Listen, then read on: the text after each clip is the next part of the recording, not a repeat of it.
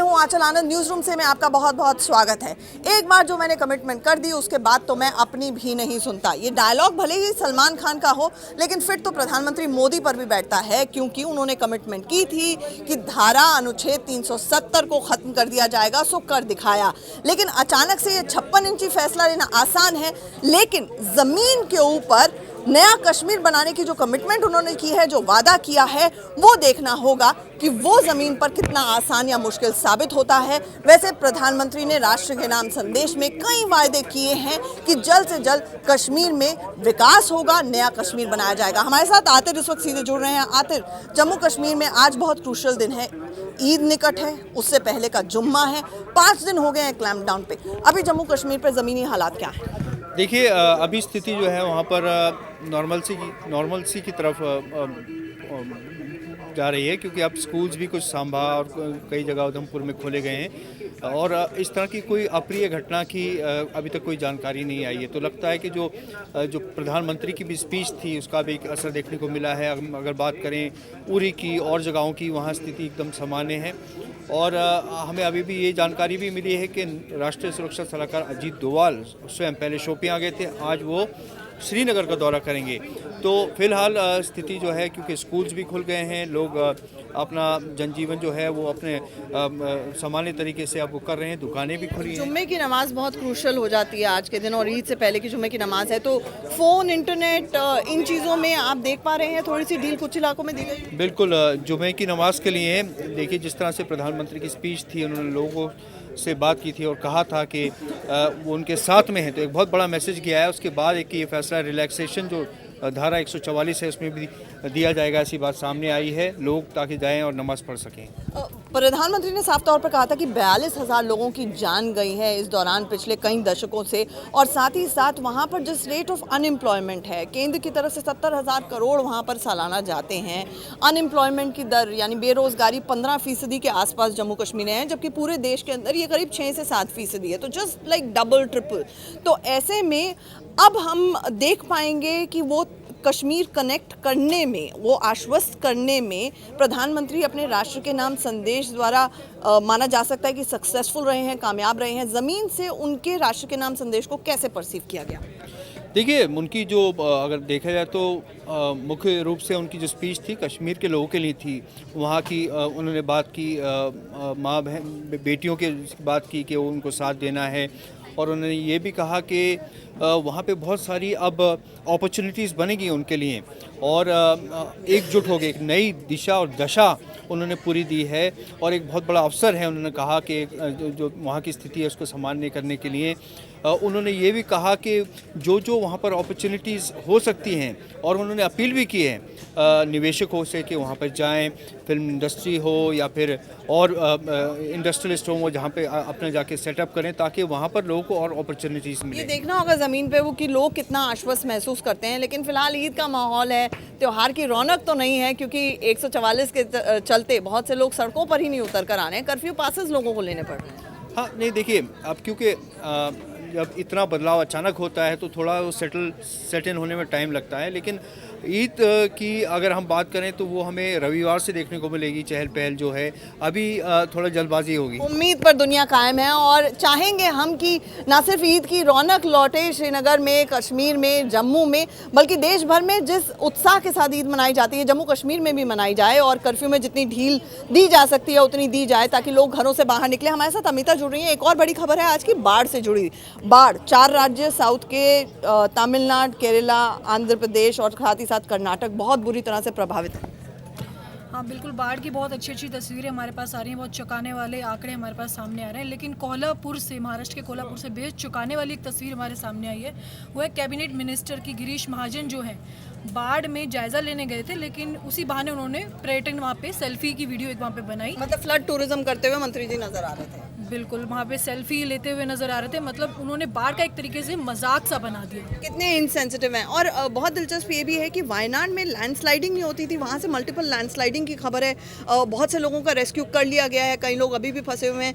राहुल गांधी ने प्रधानमंत्री से मदद मांगी। राहुल गांधी ने इस पर प्रधानमंत्री से बातचीत की है और वो उम्मीद कर रहे हैं कि जल्द ही प्रधानमंत्री राहत पहुंचाएंगे। बिल्कुल, इस बड़ी खबर पर हमारी नज़र बनी रहेगी। आपको वैसे बताते चलें कि 55 एनडीआरएफ की टीम्स इस वक्त ऑलरेडी जुटी हुई हैं और बहुत सारी टीम्स को और भी भेजा जा रहा है। इसके अलावा एयरफोर्स, नेवी, सब लोग ऑन ग्राउंड बहुत सारे रिलीफ एंड रेस्क्यू ऑपरेशंस में जुटे हुए हैं। हमारे साथ उदय जुड़ रहे हैं। शुक्रवार का दिन है, वीकेंड का दिन है, क्या कीजिएगा, कोई फिल्म देखें या ना देखें? हाइटेंड सिक्योरिटी है वैसे तो, लेकिन इसके बावजूद हम जैसे फिल्म बफ्स, मुझे बताइए कौन सी मूवीज़ रिलीज़ हो रही हैं और देखें या नहीं? देखिए, भारत में तो रिलीज़ हो रही है जबरिया जोड़ी, पाकिस्तान में तो नहीं रिलीज़ हो रही क्योंकि पाकिस्तान में फ़ैसला ले लिया है वो।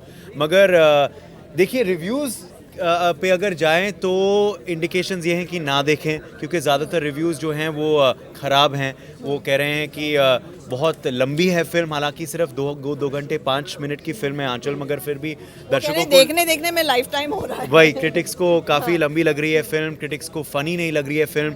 मैं आपको बता दूं कि कहानी जो है वो जबरन विवाह की कहानी है, पकड़वा विवाह की। दूल्हों को जो अपहरण का सिलसिला जो है क्या कहते हैं वहाँ बिहार में चला हुआ है। मगर अगर डोंट वरी, अगर आप ये मूवी देखना ना चाहें मगर आप सर्च कर रहे हैं कि कोई और मूवी देखें तो इंतज़ार ज़्यादा नहीं है। 15 अगस्त को 2 पिक्चरें आ रही है, मिशन मंगल और बाटला हाउस, तो उनका इंतज़ार करें। मगर मैं आपको बता दूं कि ये जोड़ी जो है बहुत इंटरेस्टिंग है, परिणीति चोपड़ा और सिद्धार्थ मल्होत्रा की। उनके लिए काफ़ी तारीफ़ें हो रही हैं कि उनकी जोड़ी जो है वो जम रही है। इट्स इंटरेस्टिंग, उन्होंने अपनी अदाकारी बहुत बेहतरीन की है फिल्म में, मगर फिल्म जो है वो जम नहीं रही है। फिल्म जो है at the end of the day it's a serious issue but they've try to make it funny, तो वो सही नहीं लग रहा है कहीं। मिशन मंगल का इंतजार करूं मैं? बिल्कुल, मिशन मंगल का इंतजार करें आप, बाटला हाउस का भी इंतजार करें। दोनों बड़ी इंटरेस्टिंग फिल्म्स है, दिलचस्प फिल्म है। एक थोड़ी कॉन्स्पिरेसी और उसके बाद क्राइम ओरिएंटेड टाइप मामला रहेगा और एक बहुत पॉजिटिव रहेगी, भारत की विजय की कहानी रहेगी। Which one would you pick उदय?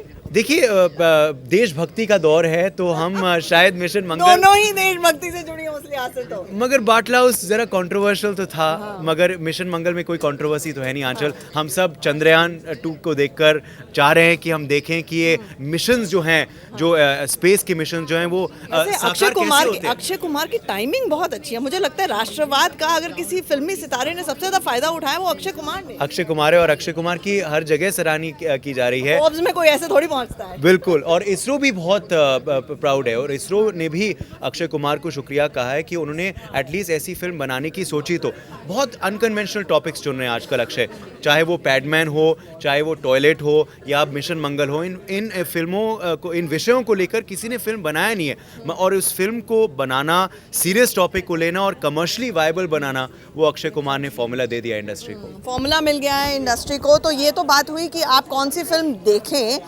वैसे हमारे उदय ने तो कह दिया है यहाँ पे न्यूज़ रूम से कि मिशन मंगल के लिए इंतज़ार करें तो ज़्यादा बेहतर होगा। लेकिन जबरिया जोड़ी, अगर आप बहुत सारी मूवीज़ देखते हैं और बिहार यूपी में जिस तरह से पकड़वा विवाह होते हैं, अगर देखना चाहें भी तो आप इस वीकेंड पर उसको देख सकते हैं। और जब हमने फिल्म देखने की बात कर दी है तो क्यों ना हम ये भी बात करें कि वीकेंड है, वीकेंड बिंजिंग होती है, बहुत सारा खाना खाने के शौकीन होते हैं। क्या खाएं या ना खाएं, उसके लिए चलते हैं हमारी सबसे फिट एंकर मिशा के पास। मिशा, ये यूएन ने तो ये तक कह दिया है कि हम लोगों को वेगन डाइट और वेजिटेरियन खाना चाहिए, आप भी बिलीव करती हैं? मैं भी उसको ज़रा डिटेल में समझने की कोशिश कर रही थी। तो यूएन ने जो बात रखी है वो क्लाइमेट चेंज के लिहाज से रखी है, क्योंकि अगर नॉन वेजिटेरियन फूड को प्रोड्यूस करना हो, उसको प्रोसेस करना हो, उसको सेव करना हो, उसको उसकी प्रोडक्शन को देखना हो तो बहुत ज़्यादा चीज़ों का, फैक्ट्रीज़ का, फ्यूल का इस्तेमाल हो रहा है, जिस वजह से कहीं ना कहीं पोल्यूशन और ज़्यादा बढ़ रहा है। तो इसके मद्देनज़र उनको लगता है कि बहुत इफेक्टिव होगा अगर हम वेजिटेरियन और वीगन हो जाएं।